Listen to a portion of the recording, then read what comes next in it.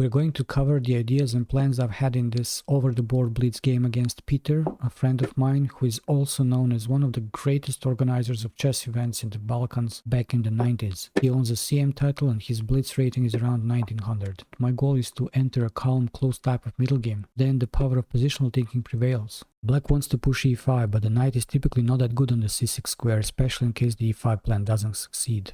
May start to look like reverse peers in case white continues with the slow d3, bishop g2 castles, while black certainly pushes e5. When there is g3 and bishop g2, there is sometimes an idea to push and sacrifice the b pawn to b4, gaining tempi while black is capturing the pawn, and the b file gets open potentially for white's rook, something borrowed from the Benko. Of course, black should accept the sacrifice, otherwise white just gets a lot of queenside space.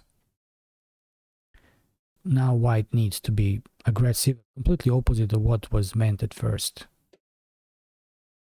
Trading that knight for the bishop is not a bad idea, because white may try to organize an initiative combining the central light square diagonal and the b file, hitting the b7 pawn. Rarely there is time for castling when we are down a pawn and there is an initiative to catch. My plan was to quickly open the e file and weaken the d4 pawn with the move e3. On the other side, queen b5 puts an immediate pressure on b7 and e5 at the same time. I felt instead extremely comfortable overestimating my position and thinking like I can get more than a single pawn. This plan is valid in similar situations often seen in the Benko, as we said, when the other side is not developing well. Here black is not that much behind.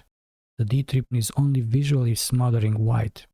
All pieces are able to get great activity. The bishop goes to b2, cutting the board, joining the other one, while the b1 knight can get out via c3 now.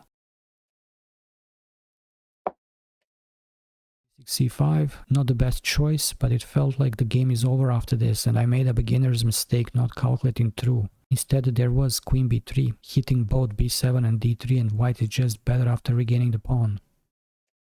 Rook c1, this was the idea. It seemed like the game is over, because once the bishop moves away, the rook takes the c6 knight and black cannot recapture, because bishop takes c6 and black loses the queen.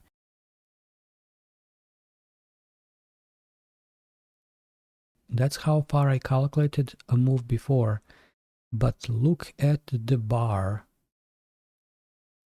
Black is actually doing better.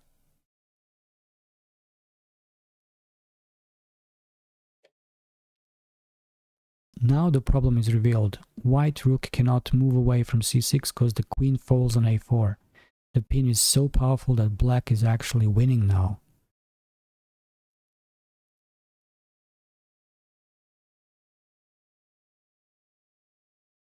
This move won't accomplish anything. Even if black doesn't immediately take the rook, it is actually trapped.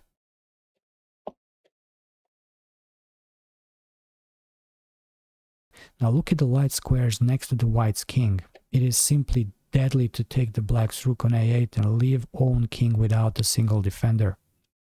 It turned out like a great example of how weak squares can be decisive.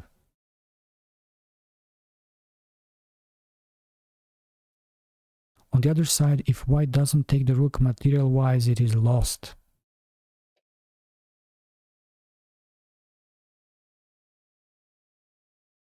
Now, a nice little move by black, activating the only piece that is not doing anything.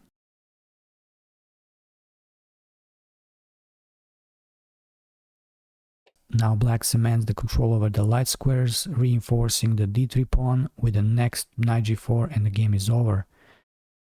Also, black queen can come into the f3 now, in case white king gets to g2. Now bishop a3, rook takes b1, knight takes b1. Black trades the rooks and forces white knight to even more passive position than before.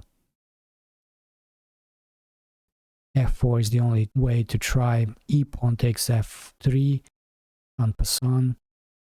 f2 is coming. I hope you enjoyed the video, and until next time.